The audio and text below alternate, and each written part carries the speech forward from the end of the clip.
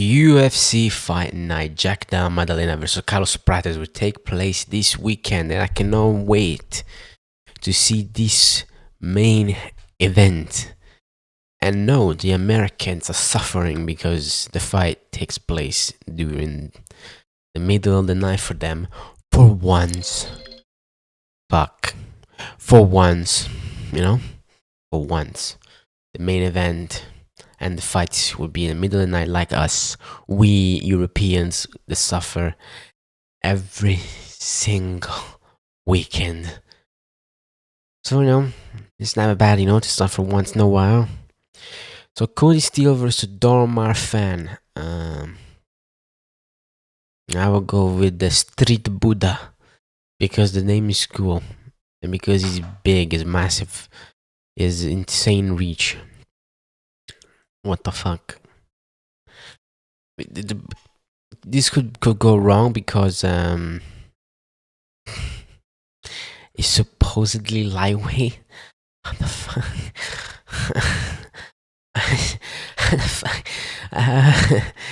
191 centimeters. What? Anyway. So here we have the first ever masterclass of the card. Yeah, Jonathan McLeff is gonna destroy Temba Garimbo. Temba Garimbo is a grappler. He just grapples. That's all he does. That's it. And Jonathan McLeff is a great grappler. The end. Is there anything to say? Temba Garimbo just shoots for takedowns and holds. That's all he does. Jonathan McLeff can strike sometimes. It's decent, but it was getting outstruck by Oba Elliott. But Temba Garimbo cannot strike. So he will have advantage there, and he can grapple. So, goodbye Temba Garimbo, go back to fucking Zimbabwe. Wes Scholz versus Ben Johnson. Yeah. Do you think, I know? Oh, Will, last time you got 2 fights wrong. Get this correct for me, please, for my pick rate. Who do you pick? Huh? Left? Oh, wowzy. Seems like the wheel is a bit wrong. But we will go like this. Thank you, wheel. There you go. Kobe Thickness versus Vince Morales. Kobe Thickness is gonna win. Look at this weird fucking face that he has.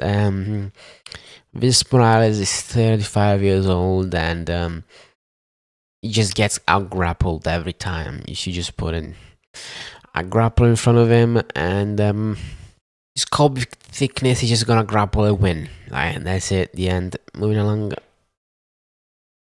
Ladies and gentlemen, Jacob Malkoon Masterclass for Gerald Mearshot. And Gerald Mearshot can only shoot takedowns. And if you stuff him, he just loses. Jacob Malkoon is a great grappler and can strike. Like, he has good boxing, but he can grapple. So that's it. Like, I'm sorry, GM Theologian. If he wins, it would be hilarious and depressed because I love Jacob Malkoon and the Jacob Malkoon special. The single leg against the cage. You know what I mean? That's I do love that, but Jacob Malkoon is gonna win and destroy Jerome Short. I don't think he would be round 1 KO or submission, or maybe he's go to decision. This is crafty pick. But yeah, I think Malkoon just destroys Mearshot. Like, Mearshot, please. You're so old and it took so much damage, so many KOs from so many people. So this is the weird thing. What the fuck is this? I don't know. I don't know about this. I think Tafa chins him in the first round with an overhand. That's all I believe. Like this guy, look at him, looks a bit Indian. He like lost to Bilal Khan by KO, which is not a bad loss, but it was so like pathetic, and he just got hit once. And I think Junior Tafa hits way harder than Bilal Khan. So I think Junior Tafa is gonna chin him in the first round of overhand.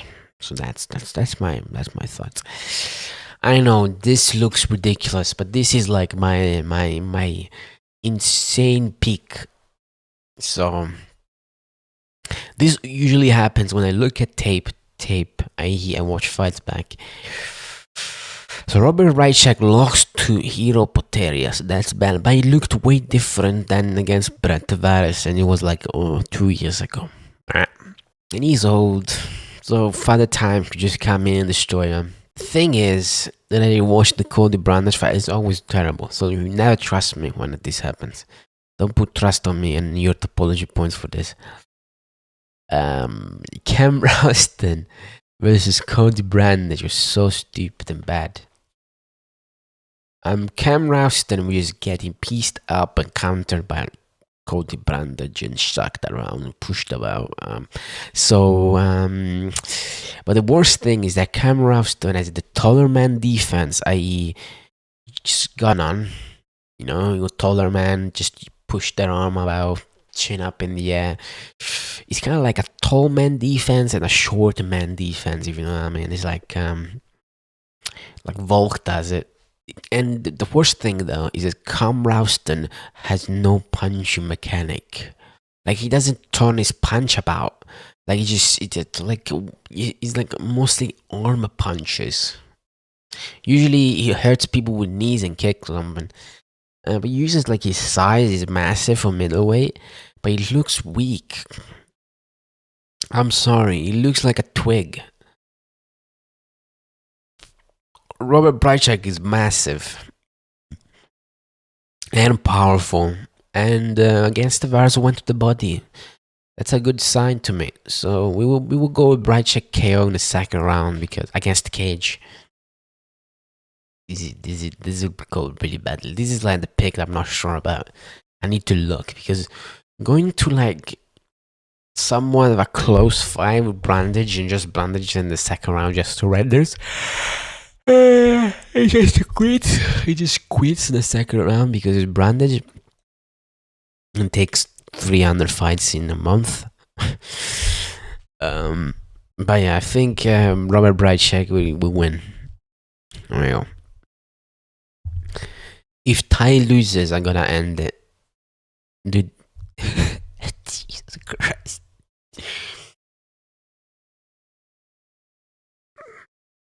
Ty should win. Please, Ty. You cannot lose. I could see him just getting low kicked. But he's fat. He's fat and garbage, Louis Sutherland. But he's fast. He shoots for takedowns. He took down Pericic, and Pericic is a good grappler. Fuck. No. No, I cannot do it. Can I do it?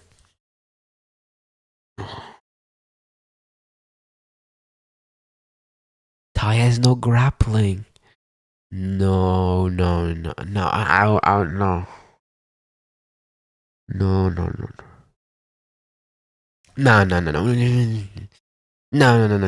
Let's move along. So Pericic is gonna chin Gaziev. Shamil Gaziev shit is fat. And the main reason, as of watching Brando Pericic's fights, is that he goes for low kicks. That's already a plus, and he's gonna win because of that. You know, the legendary Jorge Rosenstruik masterclass. When just Senior Rosenstruik just beat him up. Especially with low kicks. Brando Pericic goes for low kicks. Shamil Gaziev is fat. That's it. It's gonna chin him. Just like Brando Pericic is like a fat light heavyweight. He's not a fat heavyweight. He's a fat light heavyweight. He's pretty like well built for the division, I would say. He's not obese. I always thought it was more obese than he is, but if you look at the fights really carefully, he's not that fat. And he's fast, he moves, and that's why Luis Sutherland was so fast. And maybe he wins. I don't know. I think maybe Sutherland does win. He wants a more than tie. Brandon Petch is gonna win by KO. Shamil Ghazi has no defense. He's a blob and gases like in a round. So this will take place with Sunderland. With Sunderland by decision.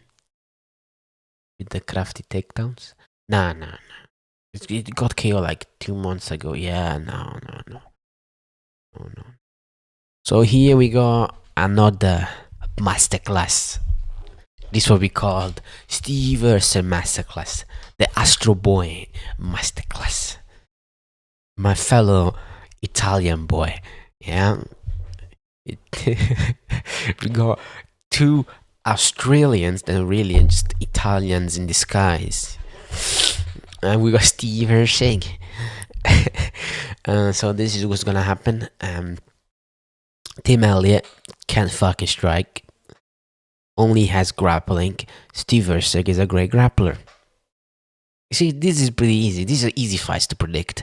He's not gonna get fucking guillotine. No way. Please don't. And like I guess all the Osborne was like super mega big. Super big. And massive, super mega strong compared to like usual Ozzy Osbourne, you know. Ozzy Osbourne should move to 135. He looks massive out there. And here's the thing, Steve Urser was still able to outgrapple him, even though he was massive and stronger and just more physical than him. That's it. Tim Elliott does fucking nothing. I understand that Tim Elliott like almost beat Makayev until this, like, he was winning. He was winning behind Makayev. But Makayev is like this, you know. You just lose it and he wins in the third round by submission for no reason.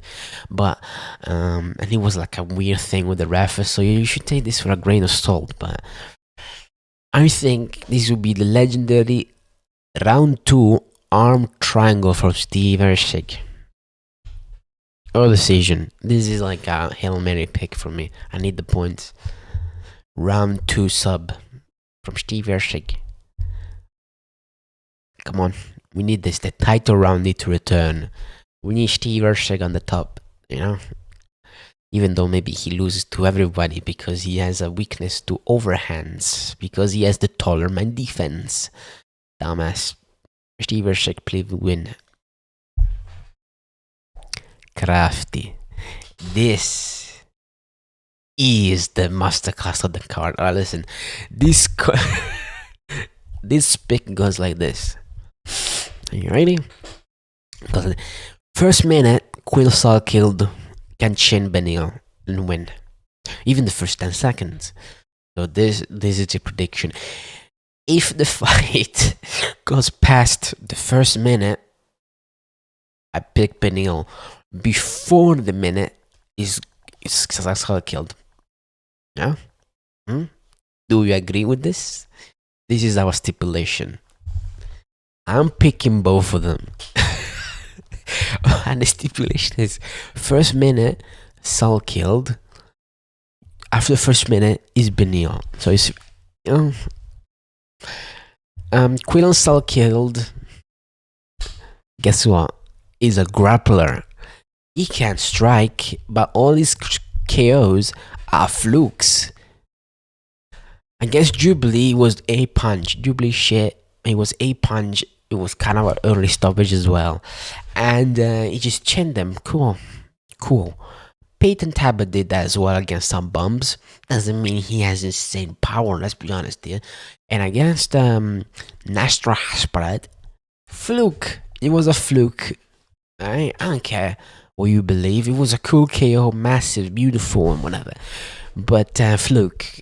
He was just losing, doing fuck all, not be able to get his takedowns because he was shooting for takedowns.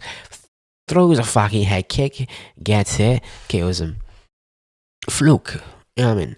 Jamie Larkin, like, who gives a fuck? Like, come on now. Benil either gets chinned or destroys Quilsal Kill in the grappling.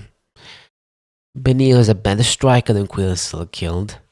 He has better movement. Has more experience. Dude, if he gets chinned, this is the thing, guys. Get chinned is terrible, but he has better movement. He's super slow, but he's still able to put pressure and do stuff. You know, against Moicano, we've seen what Moicano can do against Duncan. You know, Benil won against Moicano, like, easily as well after getting chinned in the first round, but still didn't go down.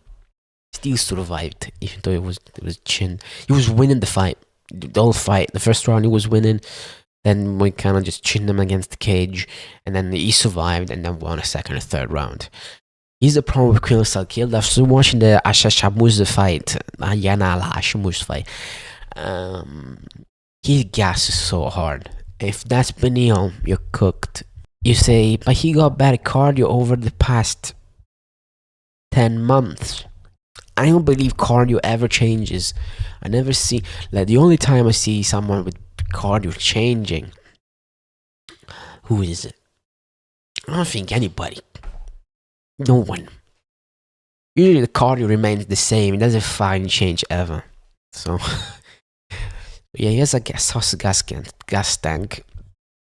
Because it goes really hard, he uses all his strength. Whereas Benil uses technique. Though Benil didn't miss weight last time, that could be bad for his health. Who knows? You know. Maybe he gets chinned immediately. And that's it. That's over.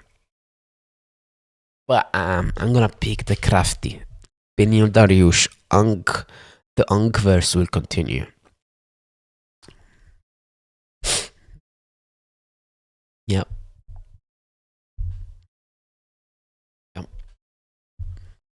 Carlos Prates gonna chin Jack in the second round.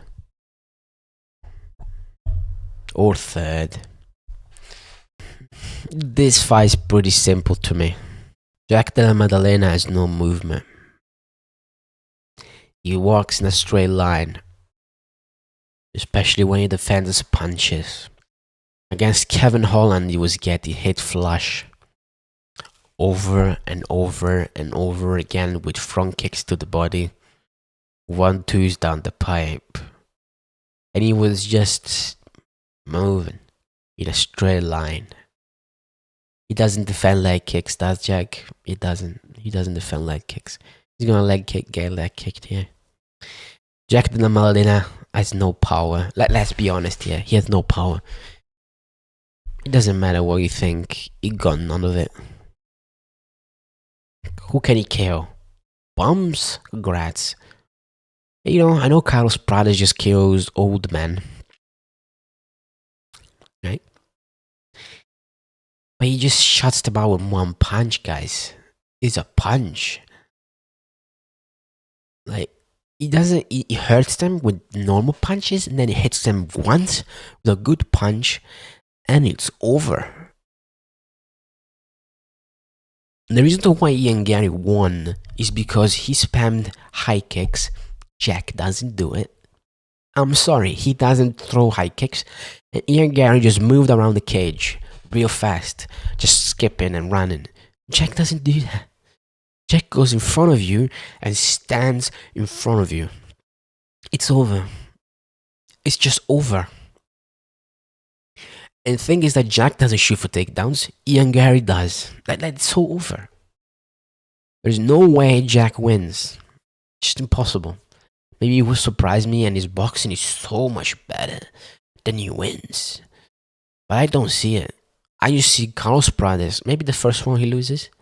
But here's the thing. Carlos Prates has decent defense. Can push his shoulders up, his elbows up, and then he circles around.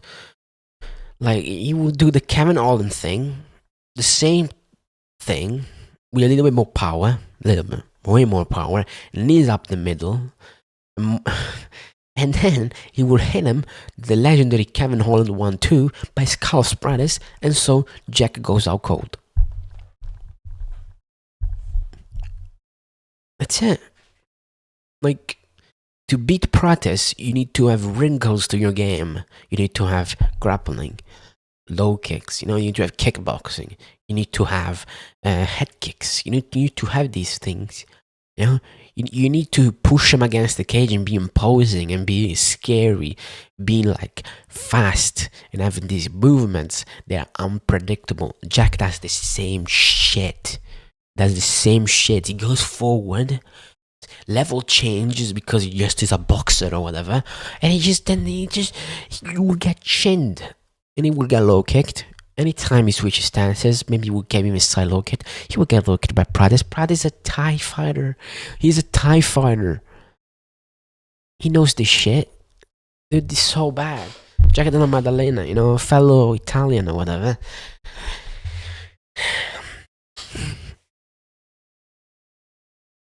He's gonna get chinned bad. And perf as well, like in front of all these people. It's over. It was a 50-50 fight. That's pretty funny. Look, how can you pick by decision? I would go like submission, maybe. Like he chins him, takes him down, then. But that's just that was Randy Brown. Randy Brown shit, you know what I mean? Like Prates has beat, Neil Magny. Legendary Neil Magny. Listen, he beat Bilal. Easiest best win. And that's it. Kevin Holland, it was like people say the Kevin Holland fight was like this great boxing thing. Like, to me, it looked terrible. Like, he couldn't do anything to Holland. He needed to go like to the body and spam punches really a lot to like make Kevin Holland cover and not attack back. But Kevin Holland was hitting back with like punches and kicks and side kicks, but Kevin Holland has no power, so he didn't do anything. But if it was anybody else, like, he would have hurt Jack. So yeah, Pratt is gonna chin him. And then he fights fucking Islam or something, and then he loses by submission or like a boring decision, but can he hold the ground? Bad time is gonna crash so hard. He's gonna crash out, man. He's gonna just maybe he hangs himself or something like. This is just he's just sad. But this is what's gonna happen. He's gonna get chinned.